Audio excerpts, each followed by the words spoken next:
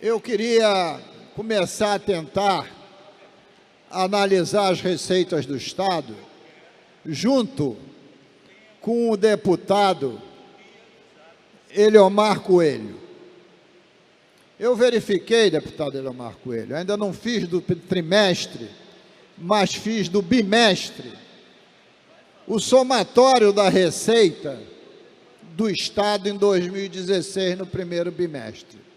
Foi aproximadamente 7,6 bilhões de reais, que dividido por 2, dá a média de 3,6 bilhões por mês de arrecadação.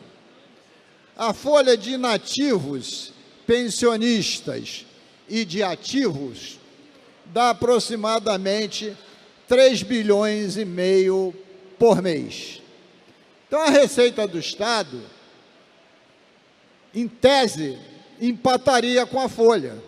Ora, mas que quando entra a receita do Estado, ele tem que separar os duodécimos dos poderes, do Tribunal de Justiça, do Ministério Público, da Defensoria, do Tribunal de Contas e da própria Alerj. E estou aí excluindo a folha, duodécimos sem folha. Então, quando faz isso, o que acontece? Você distribui quase 1 bilhão. Então, todos os meses, falta 1 bilhão. Todo mês falta 1 bilhão. E faltando todo mês 1 bilhão, nós estamos carregando, de 2015 para 2016, uma dívida com fornecedores e prestadores de serviços de 3 bilhões e meio, que já deve estar se acumulado para 4.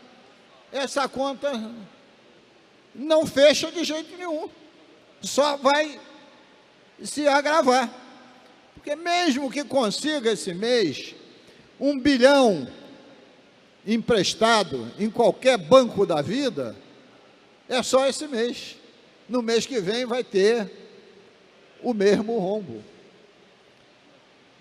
Já entrou em vigor as novas receitas do Fundo Estadual de Combate à Pobreza, que em 9 meses deve dar 1 bilhão e 200, mas são 130, 140 milhões por mês.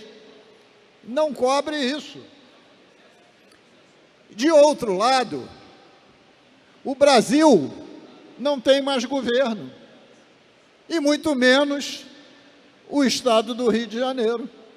Então, quando o deputado Eliomar Coelho questiona, ninguém pode responder a ele, porque falta governo no país e falta governo no Estado do Rio de Janeiro.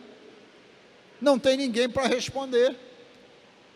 É a realidade do se. Se, nós vamos dar a resposta. E como é que as pessoas, os servidores públicos, podem fazer as previsões de suas vidas?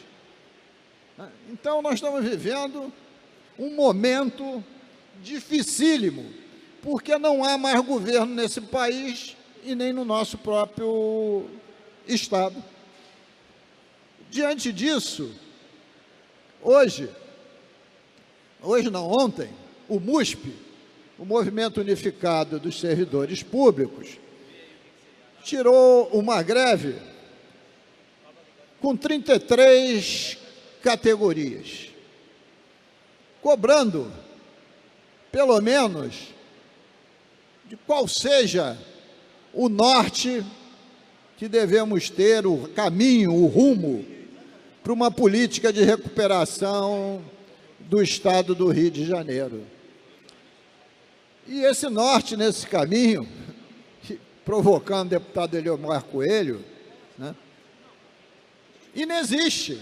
Ele aqui mesmo afirmava que nós temos um governo desbussolado, e é desbussolado mesmo, porque ninguém sabe apontar nada. Esses números que a gente está falando aqui, nem o governo vem a público para revelá-los e dizer como é que pretende sair desse buraco. O próprio governador em exercício veio aqui nos pedir sugestões. E cadê a implementação das sugestões? Nenhuma notícia.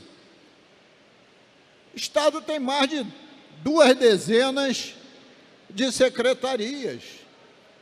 Eu sugeri uma grande reforma para que fosse reduzido para 15 secretarias. O presidente da Casa, Jorge Pisciani, foi mais radical, dizendo que podia reduzir para 7 grandes secretarias. Quem está fazendo esse estudo? Nenhuma notícia. Quanto pode representar isso de economia? Nenhuma notícia. Nós sugerimos que fosse, por exemplo, reduzido em 15 pontos percentuais o número de cargos comissionados extraquadro, que, somando os poderes, são mais de 15 mil cargos comissionados extraquadros, com todo mundo descontando para o INSS. Não cai R$1 no cofre do Rio Previdência. Quem é que está estudando para fazer isso? Nada. Parece que está todo mundo parado, achando que os céus vão resolver essa questão. O provérbio popular diz que Deus ajuda a quem cedo madruga, e não a quem fica sentado esperando dádiva. Então, é realmente um momento que você olha na linha do horizonte e só vê cúmulos nimbus, nuvens profundamente carregadas, pairando sobre o nosso Estado. E quem são os responsáveis por isso? São os mesmos gestores atuais, que estão aí há 9 anos e 4 meses. Estão surpresos com o quê? Afinal, construíram esse poço que nós entramos e que até hoje não se conseguiu ainda bater no fundo para que pudesse submergir dessa água pantanosa que nós estamos metidos. Enquanto isso, a nossa economia decai, o desemprego aumenta, a inflação sobe e a crise moral se estabelece de A a Z.